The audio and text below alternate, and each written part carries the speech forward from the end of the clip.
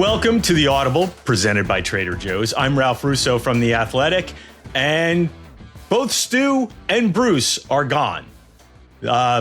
Stu's on vacation. Bruce had some technical difficulties arise, so I had to dip it. So two things. First of all, my plan to take over the show is really coming into form right now. Just the diabolical plot when they brought me on is absolutely coming into play here. Secondly, dipped into the bullpen today and brought on my colleague Justin Williams to get me through most of the show. Justin, thank you so much for joining us today. No, I appreciate you having me. Always happy to be Stu's fill-in, and I'll take a little credit for being Bruce's fill-in today too, I guess. I mean, if you want to, again, like we can, I can let you in here. We can take over the world, Justin, if you want. Like, again, my diabolical plot here. First I got in their good graces. They invited me on the show, and in another year, it could just be you and me, right? I mean, I don't know. It just, if you want to be my partner in crime. Look, I don't want to be, when Stu gets home, I don't want to be, like sitting on his couch and have him go into a rage, as we know Stu can often do. So I'm just here to help, just here to water his plants until he gets back. Okay, all right. You're not just going to be we're not going to quite squat on his podcast, Bruce and Stu's podcast IP just yet. All right. One of the reasons why I reached out to Justin first is, first of all, we'll get to the mailbag later in the show. We're going to talk a little bit about nostalgia for 90s college football, because The Athletic is doing a great series on 90s nostalgia starting this week. But of course, it wouldn't be a show without talking about Brendan Sorsby, which made me think that maybe Justin would be a good guy to have on, because he's covered it for us at The Athletic as well as anybody in the country. And I think, Justin, I think this will be the last time we have to talk about this guy. Maybe next time will be when next year's draft comes along. That's probably wishful thinking. But just give us the latest in the saga of what happened. We're recording this on Wednesday, on what happened Tuesday with Brendan Sorsby and the NFL. Yeah, I'm not going to dare suggest that this will be the last Sorsby story here anytime soon, because it's felt like maybe we've been there a couple times, and it's a story that doesn't end. But on Tuesday, the NFL announced that it's not going to hold a supplemental draft this summer. The deadline to apply for the supplemental draft was Monday. Sorsby had already, as of last week, had already submitted the application for that.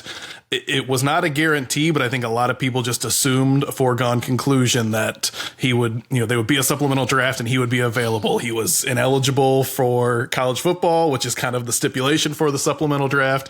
But the NFL put out a letter yesterday essentially saying, he did not provide enough information.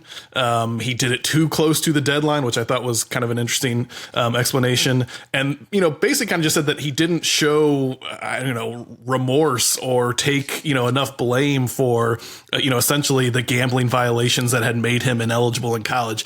It didn't say this, but reading between the lines, it almost kind of felt like the NFL using its muscle in a way that the NCAA could not. I don't know if you read it that same way.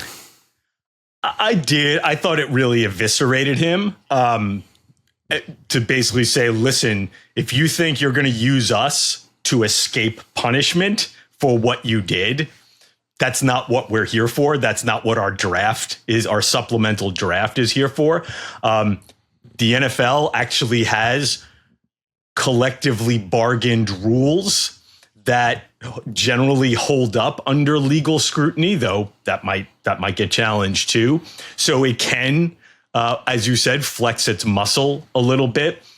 And I think if you read into it, so it caught me totally off guard. I don't, like, for the people who are just listening, when Justin said many people thought this was a foregone conclusion, I raised my hand. I definitely did not think the NFL was going to take this stand.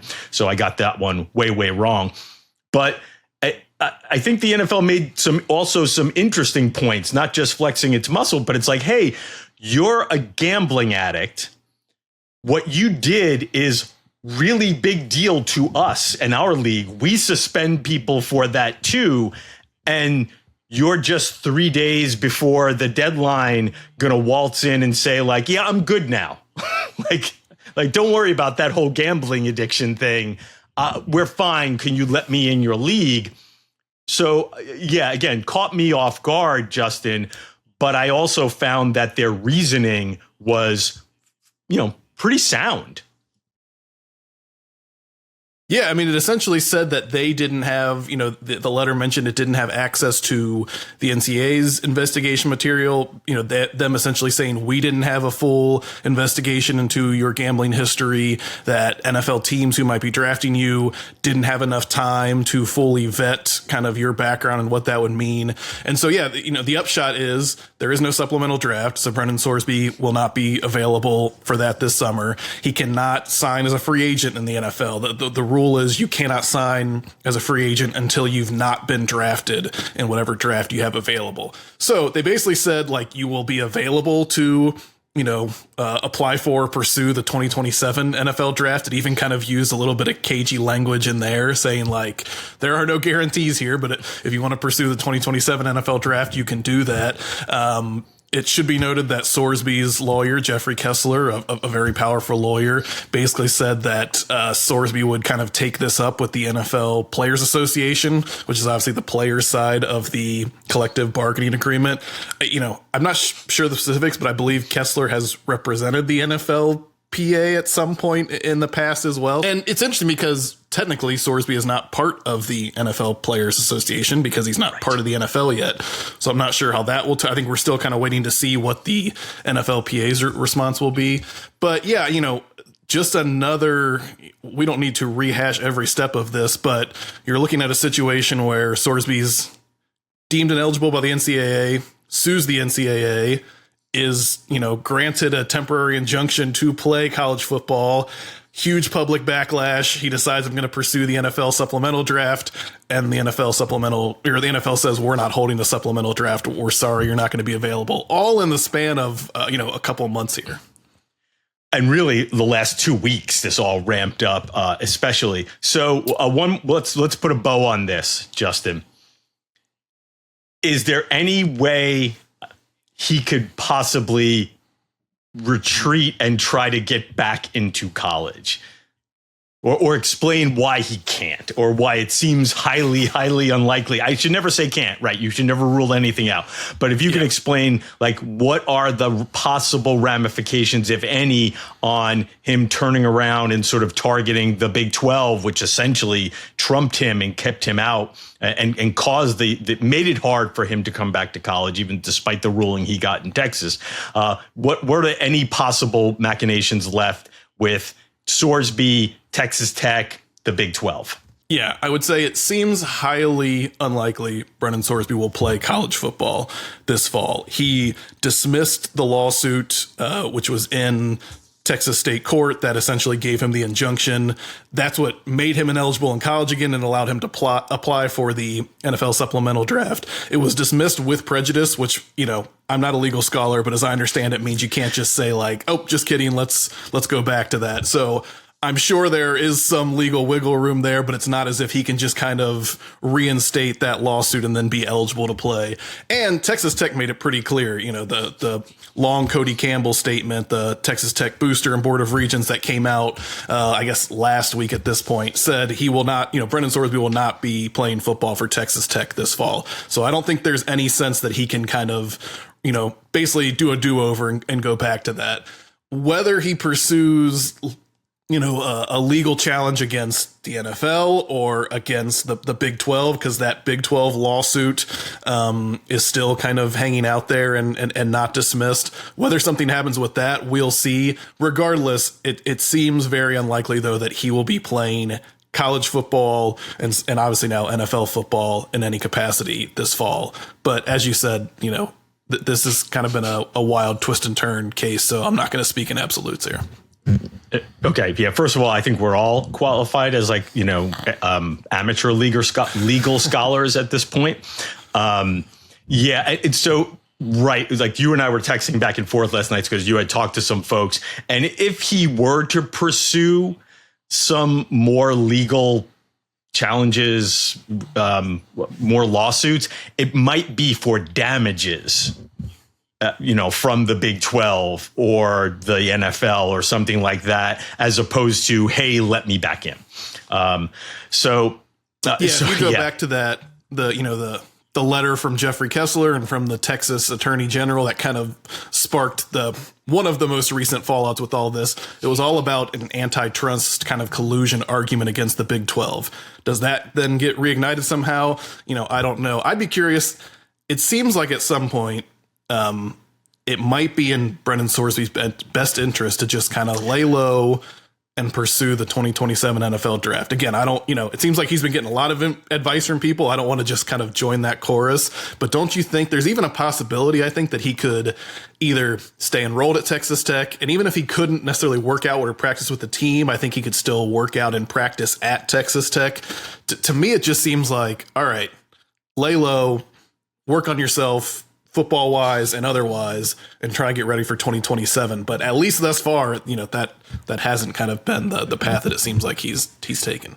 Yeah, it's another thing that I got wrong here, or maybe, I don't know. First of all, I do wonder if he got bad advice. And working with Jeffrey Kessler, who, again, guy's pretty good at his job, it's hard for me to think that he got bad advice, that it was worth the chance. But one of the things I thought of at the very early stages of this is Brendan Sorsby needs to be talking to the NFL.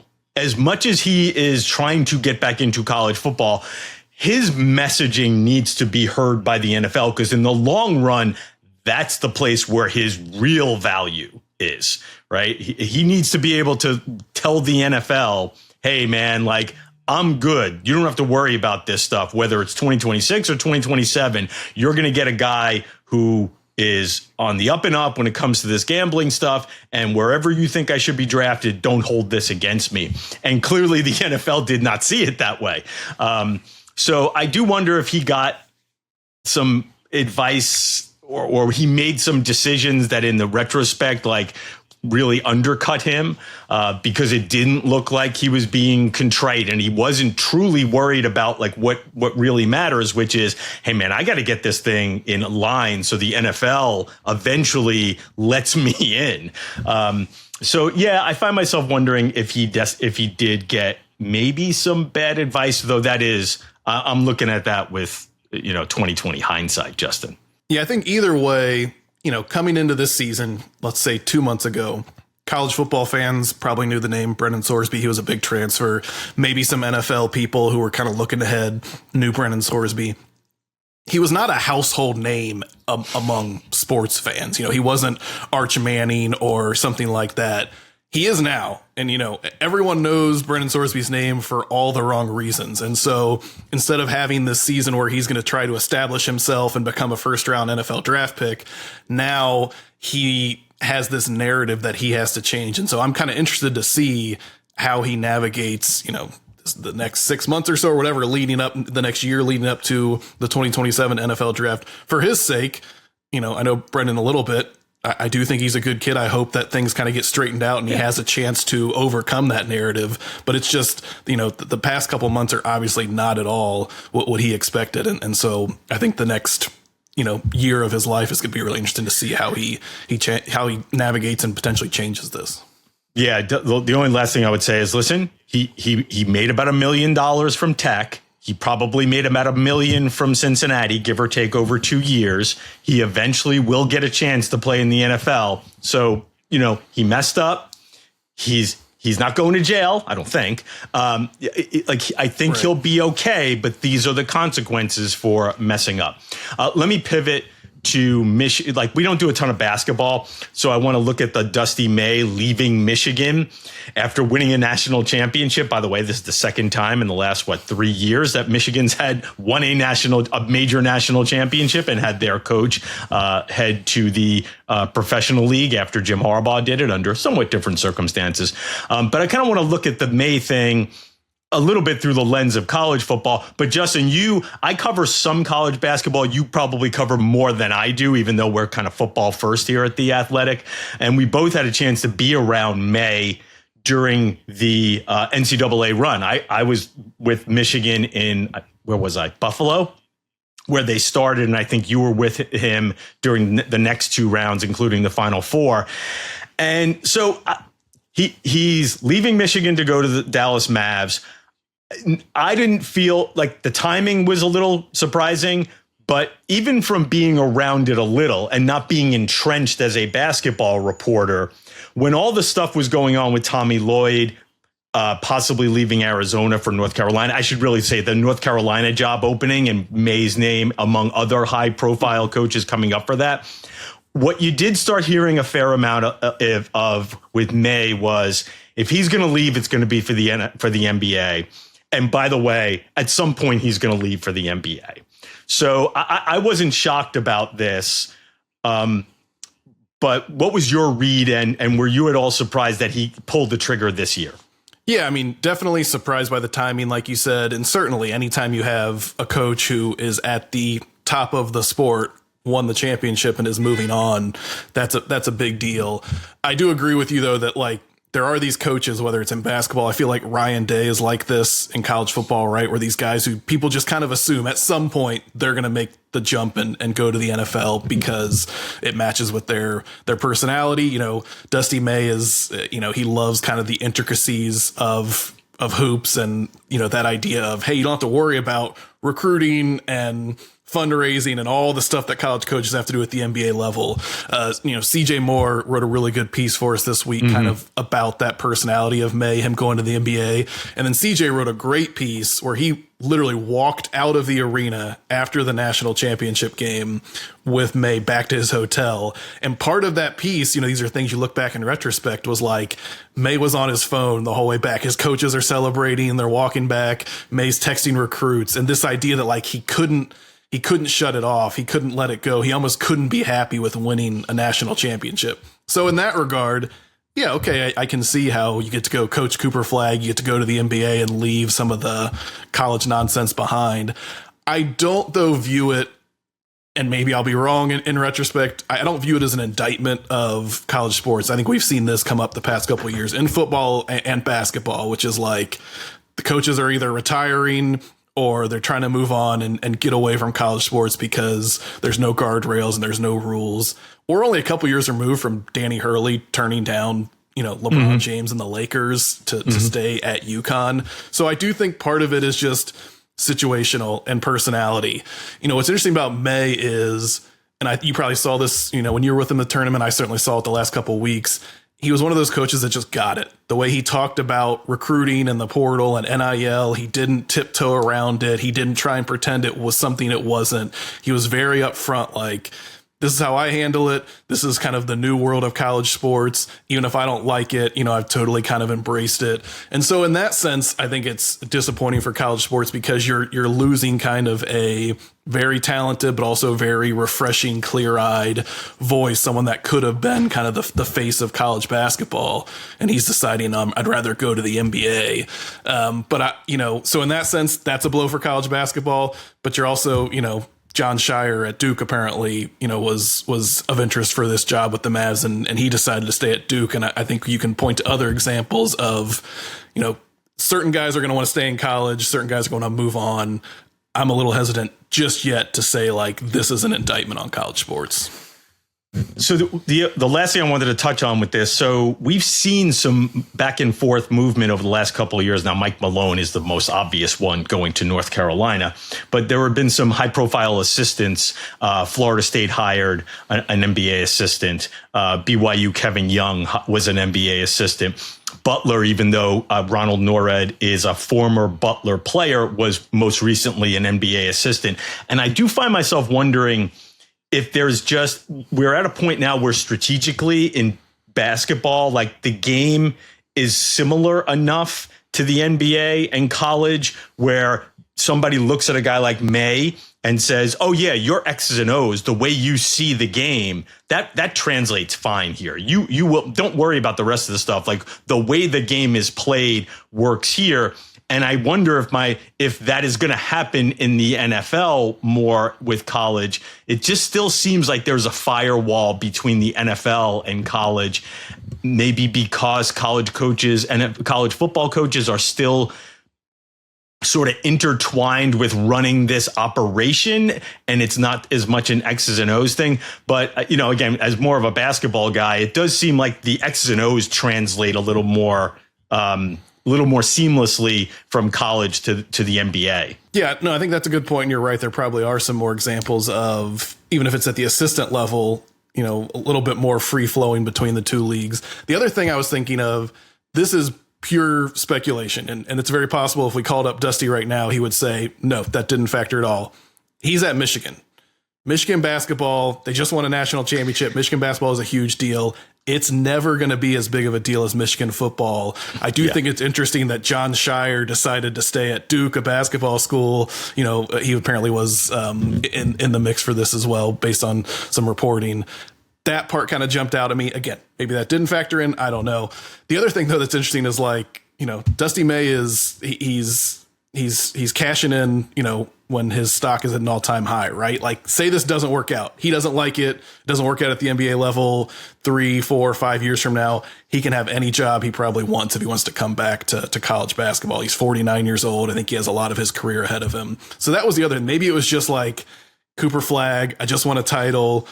This is the right time for me to go do it. And then we'll kind of see how it works. Again, that's me speculating, not me reporting, but those were two things that I was kind of thinking about over the course of that story. Yeah, some uncertainty at Michigan too. They've had a tough time filling their presidency. Tragically, with a person they just hired from Syracuse, being diagnosed with cancer. So some circumstances that have led to that presidency being vacant for a while. Also, we're still trying to figure out some of the internal investigation of some issues within that athletic department that may make Ward Manuel's future still be a little cloudy there. They've had some board issues. So yeah, things around Michigan may be a little uncertain. And we all know, and as we've talked about a lot on this show, if the administration has some uncertainty, sometimes coaches get a little worried about that as well. But yeah, I don't know if this is going to lead to, I don't know if we're going to start seeing similar moves in college football. I think this works better in college basketball, but we'll see. All right, going to take a quick break here. We'll come back and talk about 90s college football and why it means so much to me, but maybe not quite as much to Justin.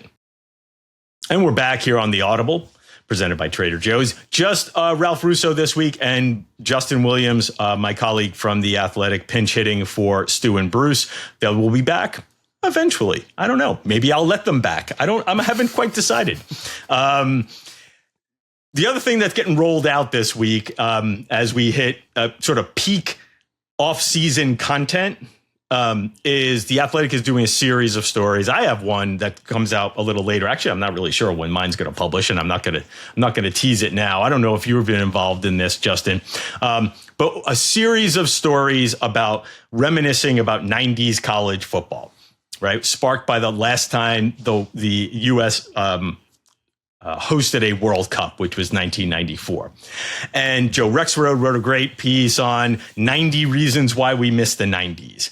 And Austin Meek did a great job of sort of digging into the nostalgia and what it means to be nostalgic about the 90s. Was it really the best decade for college football? Or is it just, and this is the question I want to pose to you, Justin, is when you read these pieces that we're writing, are you just thinking, man, these Gen Xers and boomers, just leave me alone, man?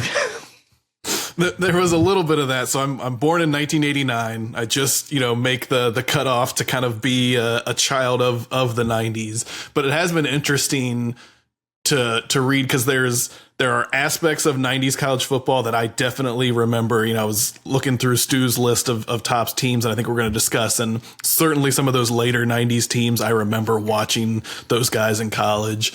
But then there are definitely, aspects of it that were just a little bit before I was, aware as a college football fan, whereas I might find myself a little bit more identifying with that early 2000s or, especially when the college football video game started to really kind of enter the lexicon. Definitely identifying more with that. ESPN Goal Zone. Do you remember ESPN, or was it Goal Line, or I think it was ESPN Goal Line, whatever. Goal Line, where you would bounce around to the different games. That was like a seminal part of my college football fandom. All that stuff came a little bit later. All of which is to say, though, I do have a soft spot. As a child of the '90s. Seinfeld is religion to me. Like, I do identify with that era. And so it was cool to relive the parts I remember, but also then get educated on, maybe stuff that was a little bit before I became totally aware of it. Yeah. I'm going to paraphrase somewhere in Austin's story. I might be a little off on this age range. He basically sort of, he comes clean in saying that, listen, we understand that to a certain degree, anything that happened between the ages of like your early teens and your early 20s is often viewed as the best, right? And I think of like for the 90s for me was sort of that post-college time. I graduated in 1992. So yeah, I am that much older than Justin. And it was like, it was really as much as I became a college football fan in the 80s and my formative memories of college football. In fact, we just did a segment on this a couple of weeks ago, our early 80s, mid 80s, where sort of like the passion for it started developing. What really pushed me over the top and made me decide this is what I want to do for a living was when I started my career in sports media and started consuming college football and thought, okay, yeah, I think this is the path I want to take for a career. But it's also, again, it was post-college. I was single. I was living in Manhattan. Like everything was pretty cool, frankly, like in my life in the 90s. I moved to Denver. It was it was an exciting time. So it's easy for me to see the lens of pretty much everything I thought was pretty cool in the 1990s. So again, have a little patience for us Gen Xers and boomers, Justin. I do want to get a little bit into Stu's list of top 15 top 15 teams from the 1990s. Number one was pretty easy. And again, I think you were probably 6 or 7. So I don't know how much you really remember this Nebraska team. But I think if you are a college football fan, you are aware of 1995 Nebraska because, frankly, this was the peak of that era of Tom Osborne football. And the Cornhuskers beat the living hell out of everyone that year. Do you have any recollection of that national championship game where where Nebraska beat Florida? I want to make sure I get the score right. It was 65-24, and frankly, it wasn't that close. I don't remember. This was Tommy Frazier, though, right? This is the Tommy Frazier, yeah. So I remember Tommy Frazier as a kind of a college football character. I actually had a really good friend. He was the best man in my wedding. His dad was from Nebraska. So, they were always into Nebraska growing up. So I probably had a little bit more understanding of the history of Nebraska football than most people in Ohio. But no, I don't remember the actual game, but I do kind of remember the mystique around Nebraska as someone growing up in the 90s. I'm kind of looking at this list and wondering, like, did any of these teams register? Like, what is the first, like, this team registers with me? Because I think back to, like, the late 70s Penn State teams were the first ones, late 70s, early 80s Penn State teams and the early 80s Nebraska teams were the ones that really sort of sparked my interest. So that would have been about the same time as like the late 90s and early 2000s for you. Did you have a team that lured you in, or were you just a college football family? Yeah, we were kind of a college football family, I distinctly remember my dad, putting games on Saturday while folding laundry. It was a lot of, I grew up in Cincinnati, a lot of Big Ten football would have been on TV then. I do remember, I think, was it 99 Florida State was on that Stu's list. I remember Peter Warwick, like watching him in college because then he got drafted by the Bengals and like I knew who that was when the Bengals drafted him. Like, oh yeah, I watched that guy in college. He's incredible. Never quite lived up to that level in the NFL. Unfortunately, had a couple good seasons with the Bengals.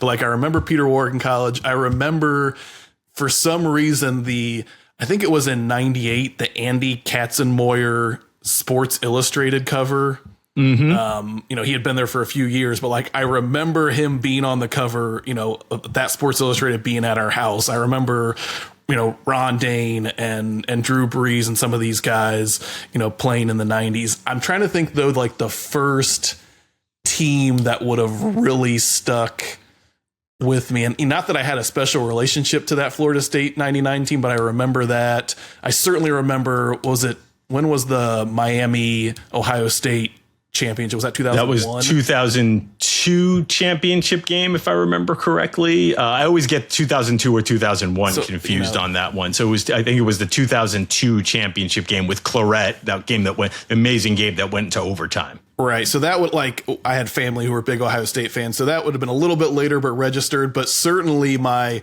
earliest memories of college football, probably more players as opposed to teams, were definitely some of those late 90 guys.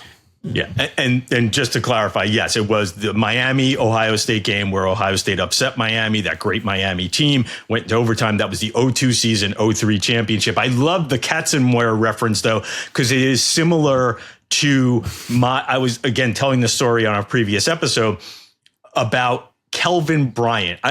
Do you even know who Kelvin Bryant is? You're going to make me feel really old. Do you know who Kelvin Bryant is, Justin? I'm sorry to say I do not know.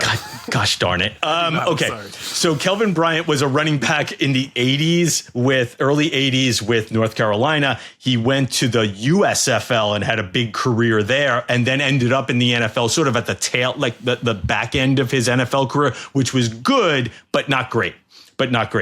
But my recollection of Bryant, I feel like, is similar to your recollection of Katzenmoyer, which is, I feel like I remember this player, and I remember seeing this player on a game on TV and hearing about his stats.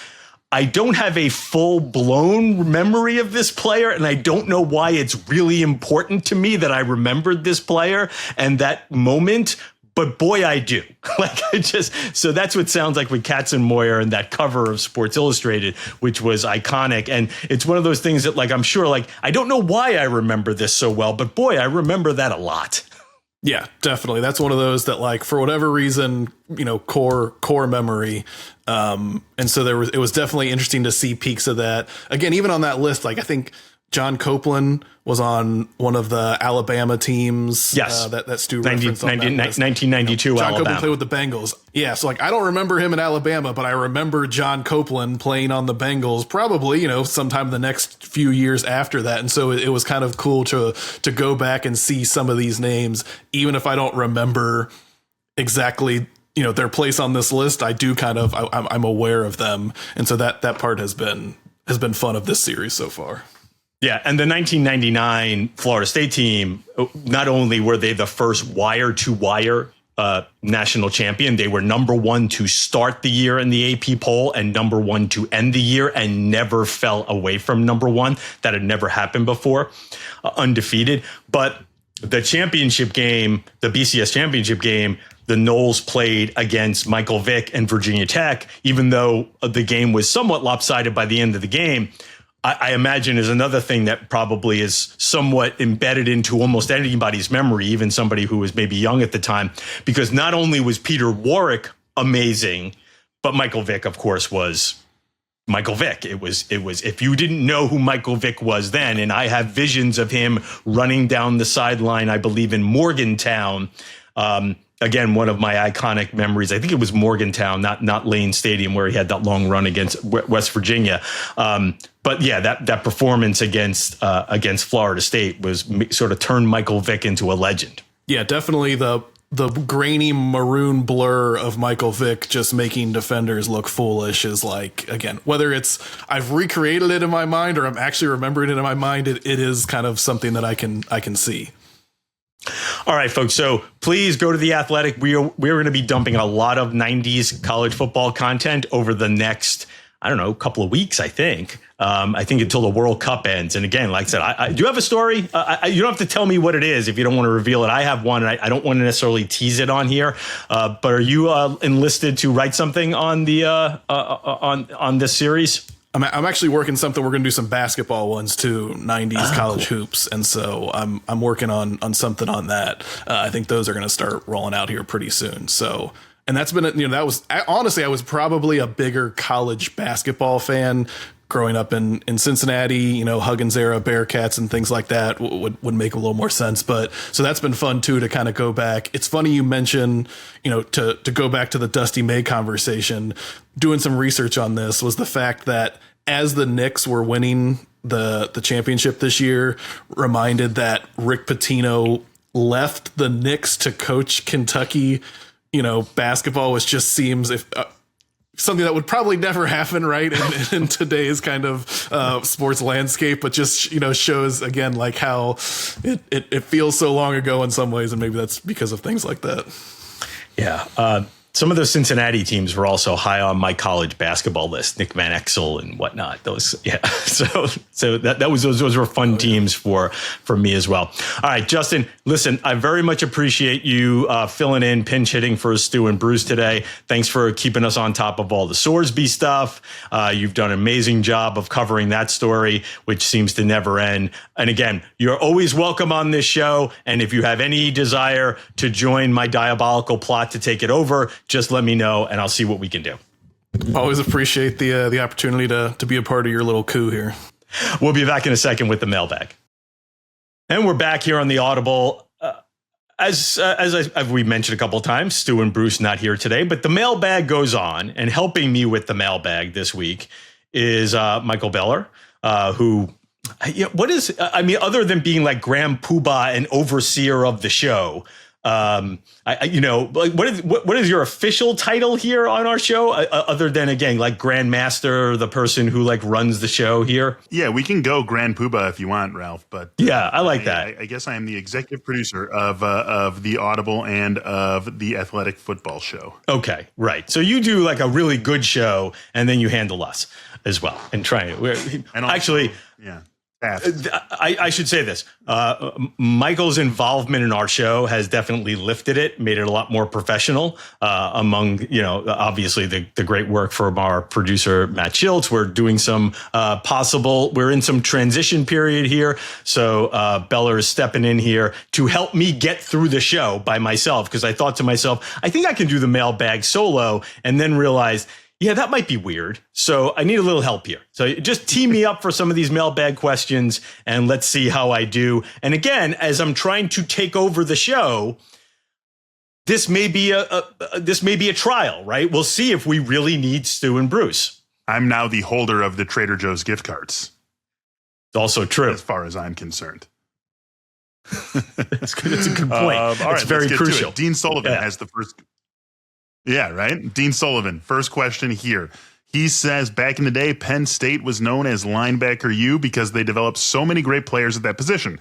Currently, Ohio State's probably wide receiver U. I think the NFL would agree with you on that one, Dean. What about some of the other positions? O-line U, DB U, punter U. We've had DB U's over the years as well. Ralph, what do you got for this? So I was thinking that, to try to go a little, not to completely outside the box, but a little outside the box, because the fact of the matter is, during Nick Saban's time, which is still, we are still feeling the effects, the after effects of Nick Saban's dynasty at Alabama. You can make a case that every position was Alabama U, right? Like they put so many guys in the NFL, offensive linemen, running backs, wide receivers, quarterbacks for a little while. They poured so many players into the NFL that you could make the case that Alabama was just the answer for all of these. So aside from that, I think Iowa makes a pretty good claim to be offensive line U. And the reason why is because they do such a good job of developing guys who aren't 4 and 5 stars. They've got about 6 or 7 guys in the NFL. Tristan Wirfs might be arguably, I'm not as big of an NFL guy. Maybe you can help me out with this, Beller. He might be the best offensive tackle in the game, or is in maybe the discussion for being the best offensive tackle in the game. They had 2 guys drafted along the offensive line this year. So I would say Iowa, maybe for offensive line U. Wisconsin has been in that discussion too, in terms of, again, being really good at developing guys who weren't necessarily 4 and 5 stars. Though One of the reasons why Luke Fickell is in some trouble is because he hasn't kept that up very well over the last couple of years. Running back, Penn State came to mind. They just put 2 guys into the NFL draft this year. You have Saquon Barkley, you have Miles Sanders. I am absolutely forgetting some others, but over the years, Penn State has pretty steadily put some good running backs into the league, and a contender against Ohio State for wide receiver and it's hard to really top Ohio State, is LSU. Right, they've had an amazing run that includes Jefferson and Chase and going back to Odell Beckham and Brian Thomas. So I don't know. You're more of an NFL guy. Am I missing anybody here, Beller? I would add Iowa as tight end. Also. Oh, that's a good one. George Kittle, T.J. Hawkinson, Sam Laporta. Yeah, Fant hasn't turned out to be sort of the star that they thought he was when he was a first-round draft pick, but that's a guy who's still in the league, and I think there's a couple of others. So, yeah, I like Iowa as tight end. Iowa does a really good job of, I always say more with less, but they do a good job of sort of finding the guys who are a little off the radar in recruiting and developing in the long run. All right, so good question there. Okay, we're going to do 2 questions today since I'm doing this solo. What's question number 2, Bella? Question number 2 is from Josh Anderson. I might be one of your younger listeners at 23 years old. Think of whatever you were doing in the spring of 2003, Ralph. That's when Josh was born. I was graduated from high school, so quite a bit older than you as well, Josh. Some of my favorite commercials, is now back to Josh, not me. Some of my favorite commercials growing up were the NFL Network spots where Deion Sanders and Jerry Rice come out of retirement under the aliases Leon Sandcastle and Jerry Rice Cake and promptly light up 2014 like it's 1994. My question is, what if we reverse this concept and applied it to college football? Which NFL players that are active now would you want to see sneak back to their alma mater for one more season? What if Matt Campbell was able to ease into his time at Penn State with one of those guys from running back and bring back current Saquon Barkley? How about adding Patrick Surtain to an already excellent Alabama secondary? We all know Texas Tech could benefit from the services of a healthy Patrick Mahomes right about now. So what do you think here, Ralph? And Josh also wants to see what you would have for names for these guys. He, as an example, gives you Bomb Trady taking over as the quarterback at Michigan. Okay, so I want to put a little for our emailer here. I know it might be a little disappointing the way I'm going to answer this question because I'm kind of going to take in a little bit of a different direction, just a little bit of a different direction. What I want to emphasize here is you don't need to be an NFL star to return back to college and make a huge impact. I think sometimes we forget about how, like, I'm almost thinking of like this idea of like, who's a failed Texas Tech quarterback, well, not easy to have failed, but maybe a guy who is bouncing around the league as a backup right now, who could go back to Texas Tech and dominate. Right. I think that we get a little too focused sometimes on the stars and how important they could be to a college team and not realize that actually even some of the guys who just bounce around, the journeyman types, like if you could just take, Alabama is having a hard time running the ball these days. Is Kenyon Drake still around? Is he still knocking around the NFL? Is TJ Yellen maybe possibly knocking around the NFL at this point? God knows if you put Derrick Henry, 35-year-old or however it is, 32-year-old Derrick Henry. But I don't even think you necessarily need the big stars. I think guys who are just like solid players who are knocking around the NFL could go back to their college teams and make an enormous difference. It goes back to somewhere that conversation that pops up all the time of like, that team could beat the worst NFL team. No, they can't. No, they couldn't. It could absolutely not do that. But I do think I said, I could come up, of course, Patrick Mahomes with Texas Tech would be awesome. I'm trying to think of maybe a team that's particularly good right now.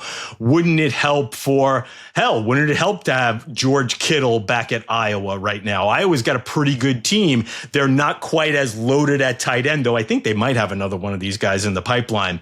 But if you could drop George Kittle back at Iowa, holy cow, would that make a difference? But my point is you could do that with almost any NFL player, not even superstar, drop them back on their old school right now. Tom, I don't know. Here's my question to you, Beller. At 48 years old, I think that's how old he is. Would Tom Brady be better than Bryce Underwood? Probably, right? I mean, probably. So. I think so. like just knowing everything. Very good in the NFL as recently as 3 years ago. Yeah. Like just having so much knowledge about the way the game is played. And that's sort of what I'm referencing a little bit here. Like, I think you have so much knowledge and know how to break down a defense. Like he would never get sacked because the ball would be out of his hands so quickly. And like these college players just wouldn't have any idea of any way to keep up with him in terms of the way he processes information, right? The ball coming out of his hands quickly was part of the problem at the end there in Tampa. I will say that. A little too quickly. Oh, because he clearly didn't want to get hit. Yeah, that's a good point. Like he so clearly did not want to get sacked at the end there. And listen, if I was 45 years old, I wouldn't want to get hit. I'm 56. I certainly don't want to get hit now. And at 45, I would not want to get hit by 25-year-old pass rushers in the NFL. So, yeah, again, I don't know if that really perfectly answers your question, but I can't emphasize enough, guys, like how even the most mid NFL player 5 years into the league, if you put him back into college, would kick everybody's ass. Like I really cannot emphasize that enough. All right, Bella, where should we go with the Trader Joe's gift card? I'm pretty much going to let you pick this, choose between the two emailers this week. I'm going to clear out. You get to pick. All right, beautiful. So the plan continues on in terms of this no Stu, no Bruce coup. I'm gonna go with Dean. I like we just had it's fun to remember some guys in this way and think about the ways in which certain schools have cornered certain markets and then turn those guys into pros at such a high rate. So it's a fun question. It's a fun group to players to think about. Let's give it to Dean Sullivan here. Okay, so Dean, please send your mailing address, and this is going to be the big test, Beller, because I always get this email wrong. Send your mailing address, email us your mailing address to theaudiblepod@gmail.com. Also, for future folks who want to get their questions in here, and gosh, guys, please send us some more questions. We feel like we've had some repeats. We definitely love our repeat emailers, but we also love to get some new people in here and spread that Trader Joe's love around. So feel free to send your questions to get on the future mailbag episodes to theaudiblepod@gmail.com. Michael, man. We made it. I made it through the episode without Stu and Bruce. I think, again, the coup, we're not in full coup mode, but I think this episode proved that I might be able to do this without them. They better get their asses back here because I might be able to do this without them. Hey, don't tempt Stu to stay overseas for too long. It might take you up on it. That's the show for today. Come back next week for the latest edition of The Audible with Stu, Bruce, and Ralph.